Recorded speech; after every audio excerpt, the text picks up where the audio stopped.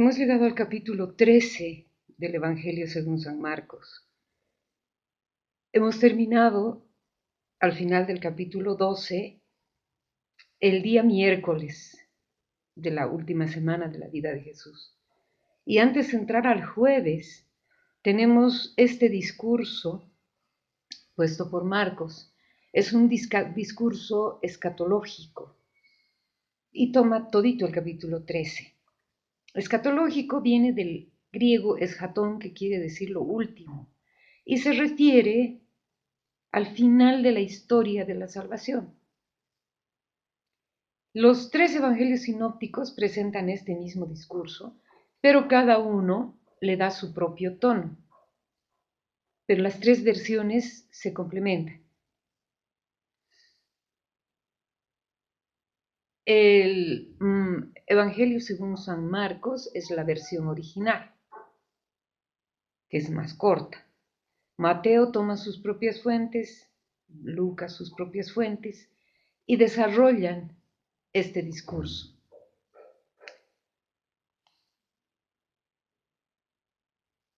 Y empieza su discurso después de la salida de Jesús del templo y después de las 8 enseñanzas que hemos tenido justamente antes de esto.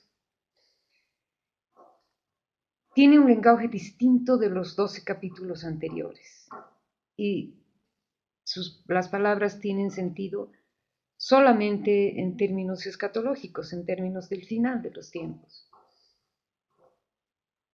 Ahora, el más imaginativo de los tres evangelios es este de Marcos, ya que él imagina todo esto y Mateo, y como dije ya, Mateo y Lucas lo amplían. Y empezamos la lectura a ver. Capítulo 13. Al salir del templo, le dice uno de los discípulos: Maestro, mira qué piedras y qué construcciones. Y Jesús le dice: ¿Ves estas grandiosas construcciones? No quedará piedra sobre piedra que no sea derruida.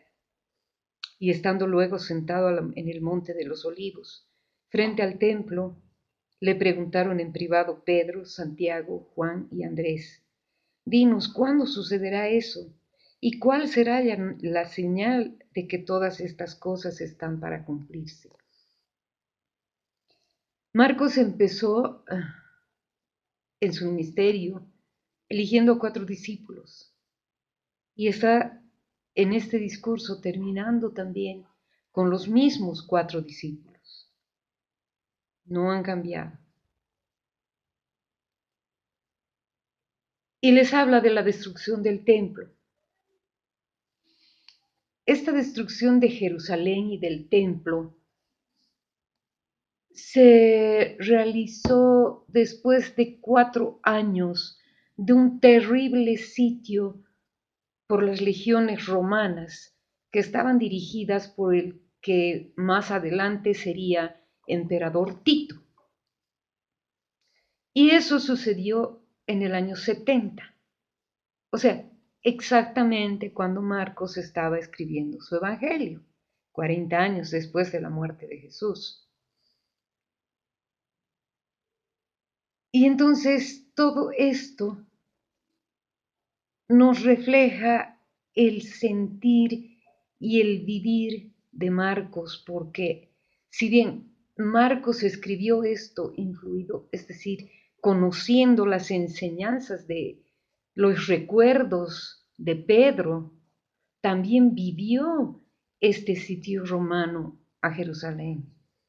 Estaban justo en la misma época. Si bien Pedro y Marcos estaban viviendo en Roma, pero estaban viviendo, conociendo lo que estaba sucediendo en Jerusalén. Y bueno, para ellos la destrucción del templo era el inicio del fin del mundo. Eso es. Los romanos cercaron Jerusalén por 4 años y no permitían que entre y salga nada. Y después entraron y mataron a los que quedaban. Entonces fue realmente un tiempo muy difícil, muy duro para los judíos, que en todo esto y con la destrucción del templo principalmente, ellos pensaron que el fin del mundo estaba ahí.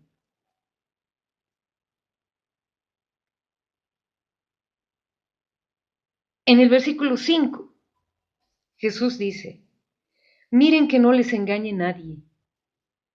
Vendrán muchos usurpando mi nombre y diciendo, yo soy, y engañarán a muchos cuando oigan hablar de guerras, de rumores de guerras. No se alarmen, porque eso es necesario que suceda, pero no es todavía el fin. Pues se levantará nación contra nación y reino contra reino. Habrá terremotos en diversos lugares, habrá hambre. Esto será el comienzo de los dolores del alumbramiento. Pero ustedes miren, cuídense por ustedes mismos, porque les entregarán a los tribunales, serán azotados en las sinagogas y comparecerán ante los gobernantes y reyes por mi causa, para que den testimonio ante ellos. Y es preciso que antes sea proclamada la buena nueva a todas las naciones. Cuando les lleven para entregarles, no se preocupen de qué van a hablar, sino que hablen de lo que les comunique en aquel momento el Espíritu. Porque no serán ustedes los que hablarán, sino el Espíritu, y entregarán a la muerte hermano a hermano, padre a hijo. Se levantarán hijos contra padres y los matarán, y serán odiados de todos por causa de mi nombre. Pero el que persevere hasta el fin, ese se salvará. Bueno, cuando vengan muchos en mi nombre, dice el Señor, diciendo yo soy, los engañarán. Ese yo soy, no nos olvidemos que es el famoso ego eimi, que es el yo soy, el nombre que Dios le dio a Moisés cuando él le preguntó, ¿quién diré al pueblo que me ha enviado? Es el nombre de Dios. Y cuando oigan hablar de guerras y rumores de guerras, se levantará nación contra nación. Cuídense, que nadie los engañe. Cuídense de que nadie los engañe, porque muchos van a ser engañados. Y evidentemente, hermanos, ahora hay tantas cosas que vemos en el mundo. Hay tanto Reiki, la nueva era, las enseñanzas de autoayuda, eso de decirnos, ustedes pueden, la energía que ustedes pueden pasar a su cuerpo los va a curar. El yoga, que algunos dicen es solo de relajamiento. El yoga es solamente por la salud. Pero no nos olvidemos que detrás de eso está toda una doctrina. Y esas doctrinas, que son ajenas a todo lo occidental, no vienen de Dios para nosotros. Para nosotros todo viene de la palabra de Dios. El Señor es el que quiere que nosotros nos cuidemos de todas esas cosas externas, de esos movimientos modernos que están engañando a muchos, que están haciendo daño, porque aquí dice hasta los elegidos pueden caer en esas tentaciones de las cosas modernas. No estoy predicando fin del mundo, no estoy diciendo que estamos en los últimos días. Pero sí estamos viendo que hay muchas cosas de estas y que han habido a lo largo de los siglos y que las van a seguir habiendo, que son las guerras, es el hambre. Y no nos olvidemos que para Jesús el pecado principal de la humanidad es el hambre del mundo. Eso ha existido siempre. No es que ahora estamos en los dolores del parto, como nos dice el Señor. pero sí que vivimos momentos difíciles, como se han vivido a lo largo de la historia. Pero ahora estamos viviendo con estas tentaciones de lo que en general se llama la nueva era. Y debemos tener muchísimo cuidado los cristianos con eso, porque solamente el Señor Jesús es el que tiene salvación para nosotros. Solamente Él. Él y sus enseñanzas que están aquí, que están en la palabra de Dios. No podemos dejarnos confundir por todas estas cosas nuevas que en lugar de ayudarnos, nos hacen daño. Y ahora, como también estamos viendo desde la época de Jesús, los cristianos o los primeros seguidores de Jesús y los primeros cristianos eran perseguidos, ahora también somos perseguidos, porque a los cristianos nos dicen de todo, nos dicen que somos anticuados, que somos retrógradas por la forma en la que pensamos, que eso no es de ahora, que hay que estar con los nuevos tiempos. No, Dios es eterno. Las enseñanzas de Dios que están en la palabra son eternas. La palabra no ha sido escrita solamente para esa época. La palabra ha sido escrita para ahora y para más adelante. La palabra ha sido escrita para todos los tiempos. Es eterna, como Dios es eterno. Por más que nos llamen muchas cosas, no debemos rendirnos, porque nos dicen en el versículo 13, el Señor dice, y serán odiados por todos por causa de mi nombre, pero el que persevere hasta el fin, ese se salvará. Continuamos. Versículo 14. Pero cuando vean la abominación de la desolación erigida donde no debe, el que lea que entienda, entonces los que estén en Judea huyan a los montes, el que esté en el terrado no baje ni entre a recoger algo de su casa, y el que esté por el campo no regrese en busca de su manto. Ay de las que estén encinta o criando en aquellos días. Oren para que no suceda en invierno, porque en aquellos días habrá una tribulación, cual no la hubo desde el principio hasta de la creación que hizo Dios hasta el presente, ni la volverá a ver. Y si el Señor no abreviase aquellos días, no se salvaría nadie, pero en atención a los elegidos que Él escogió, ha abreviado los días. Entonces, si alguno les dice, miren, el Cristo está aquí, mírenlo allá, no lo crean, porque surgirán falsos cristos y falsos profetas y realizarán señales y prodigios con el propósito de engañar, si fuera posible, a los elegidos. Y ustedes, pues, estén sobre aviso. Miren que yo se los he predicho todo. Hermanos, es lo que les decía antes. Van a tratar de engañar hasta a los elegidos. Bueno, pero al principio de este párrafo nos dice, cuando vean la abominación de la desolación. Esta abominación de la desolación viene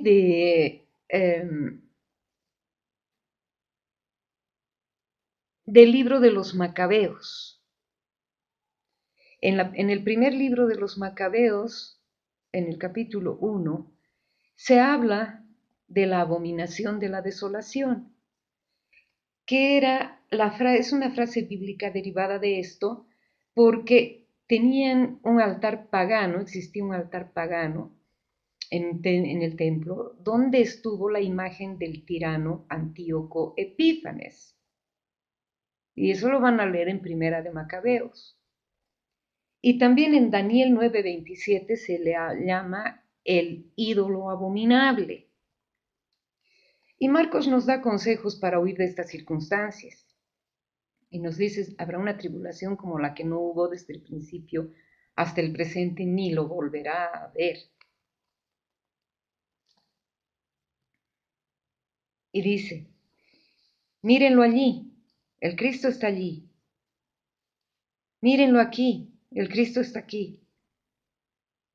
no les crean.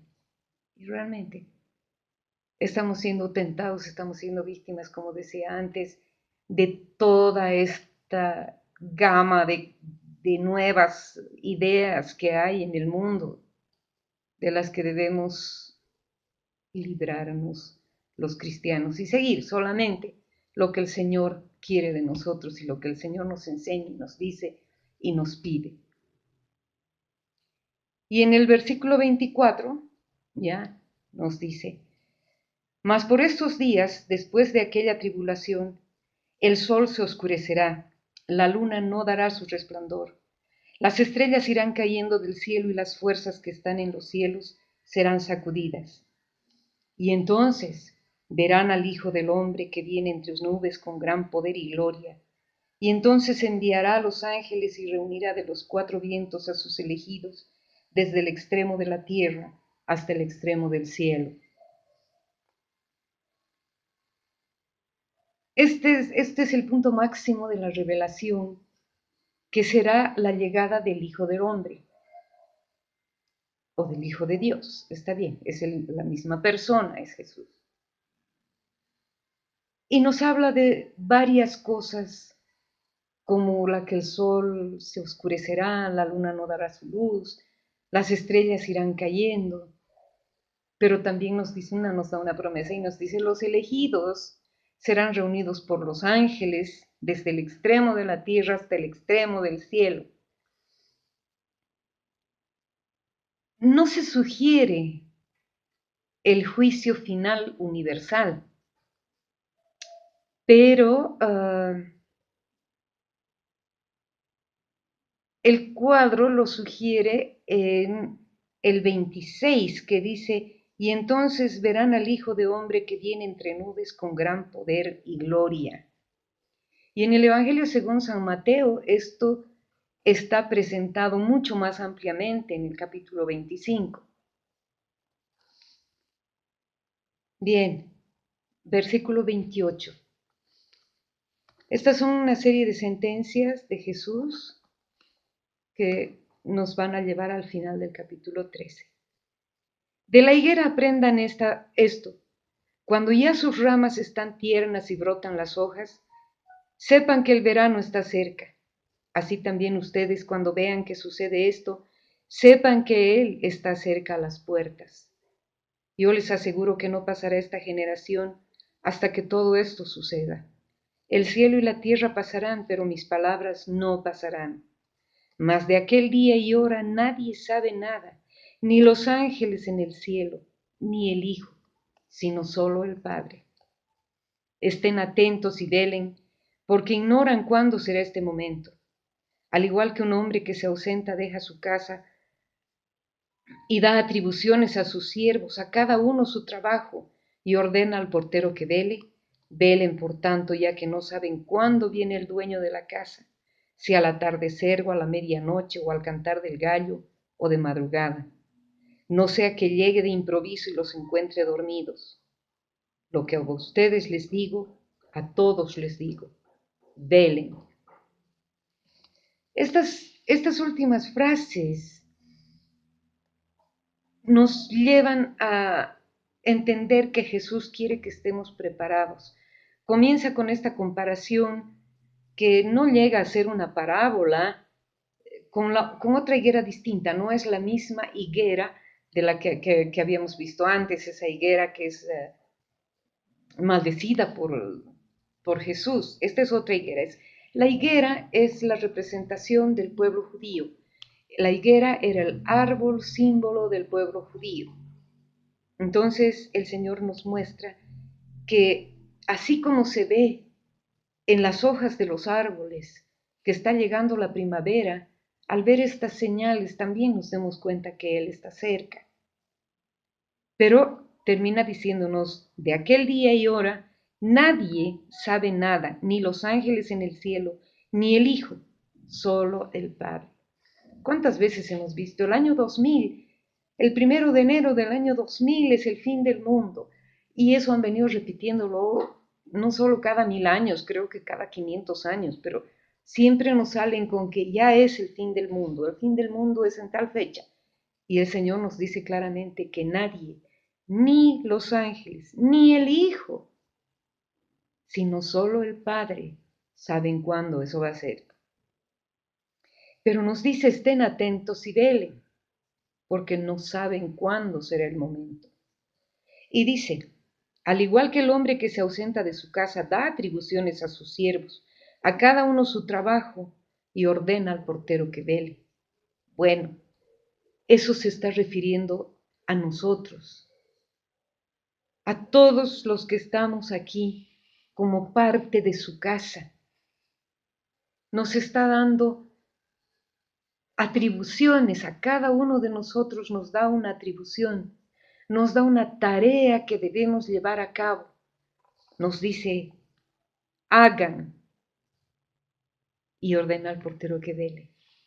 Tenemos que estar prevenidos, pero el estar prevenidos no quiere decir solamente intentar estar en gracia del Señor, qué sé yo, con una buena confesión, con estar alejados de pecados, de vicios.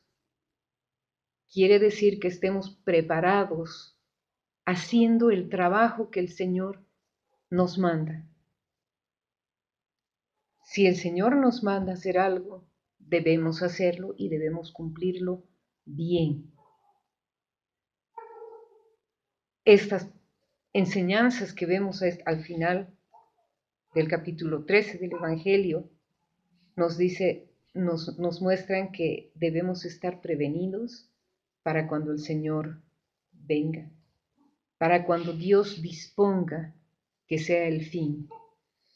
Y no decimos solamente que sea el fin de la humanidad, el fin del universo, no, el fin del mundo tampoco. Puede ser la muerte individual de cada uno. Nadie sabe cuándo va a morir, pero el Señor nos dice, cumplan con lo que les estoy mandando que hagan y estén preparados para el final. Cuando el Señor nos llame, debemos estar limpios y dispuestos a decirle al Señor, me mandaste esto, me diste estos dones, me pediste que haga esto y lo he hecho.